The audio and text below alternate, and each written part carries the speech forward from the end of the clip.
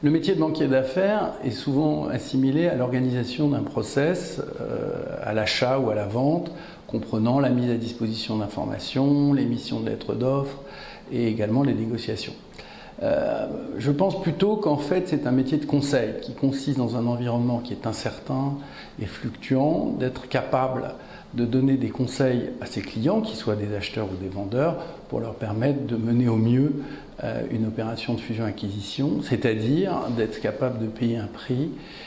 qui est inférieur à la valeur qu'on estime, et quand on est vendeur, de vendre à un prix qui est supérieur à la valeur qu'on estime.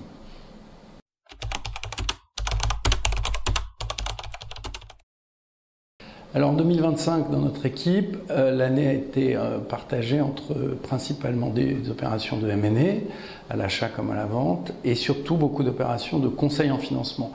Les entrepreneurs voulant ou les entreprises voulant sécuriser leur financement dans un univers qui est très volatile, et ça représente à peu près la moitié de notre activité. Nous avons également une petite activité Equity Capital Market qui est au ralenti vu les conditions de marché. Et enfin, il y a beaucoup d'opérations de retrait de bourse puisque les marchés boursiers, notamment dans le segment mid-cap, sont devenus peu attractifs pour un certain nombre d'entreprises qui souhaitent se retirer purement et simplement de la bourse.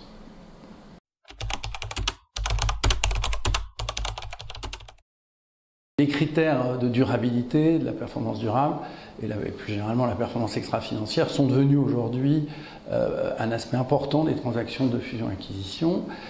puisque les fonds, notamment les fonds d'investissement, ont tous adopté des chartes qui prévoient que les critères extra-financiers soient intégrés à leur dossier d'analyse.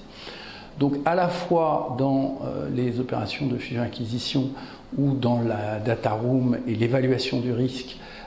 les investisseurs analysent la performance extra-financière et regardent éventuellement les coûts associés à la mise à niveau de cette performance extra-financière, d'une part. Et en financement également, nous rencontrons des créanciers, que ce soit des banques ou des fonds de dette, qui exigent que dans la documentation et dans les performances de l'entreprise soient intégrés des critères extra-financiers, que ce soit en environnement, en social ou en gouvernance. Donc aujourd'hui, c'est devenu en Europe en tout cas une matière fréquente, là où dans le monde anglo-saxon et notamment aux États-Unis, ça reste encore très marginal.